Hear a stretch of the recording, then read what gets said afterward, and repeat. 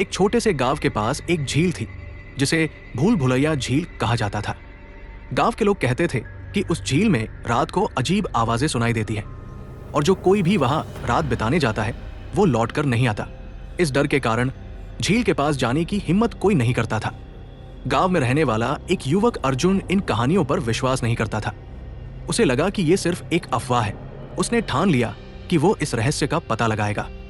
एक चांदनी रात वो अपनी टॉर्च और कैमरा लेकर झील के पास गया।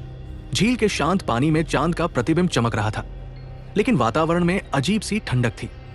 जैसे ही वो झील के पास बैठा, उसे किसी के हंसने की आवाज सुनाई दी। उसने चारों तरफ देखा, लेकिन कोई नहीं था। थोड़ी ही देर में उसे झील के बीचों बीच एक सफेद साड़ी में एक औरत दिखाई दी। वो औरत पानी के ऊपर चल रही थी। अर्जुन डर के मारे कांपने लगा, लेकिन उसने खुद को संभाला और चिल्लाया, तुम कौन हो? औरत उसकी ओर मुड़ी और उसकी आंखें सुर्खलाल थी। उसने कहा, मैं इस झील की रक्षक हूं। जो भी इस जगह की शांति भंग करता है उसे इसकी सजा भुगतनी पड़ती है। अर्जुन ने माफी मांगी, लेकिन औरत का गुस्सा कम नहीं हुआ। झील का पानी अचानक बवंडर की तरह घूमने लगा और अर्जुन को लगा कि वो उसमें खींचा जा रहा है। अचानक अर्जुन की जेब में रखी भगवान की मूर्ति जमीन पर गिर गई। औरत चीखने लगी और हवा में गायब हो गई। अर्जुन को समझ में आ गया कि उसने कितनी बड़ी गलती की थी। वो झील से भागा और गांव वापस पहुंचा।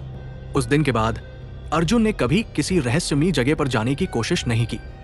वो गांव के लोगों को भी सावधान रहने की सलाह देने लगा। लेकिन झील की वो रात उसके जीवन का सबसे खौफनाक अनुभव बन गई।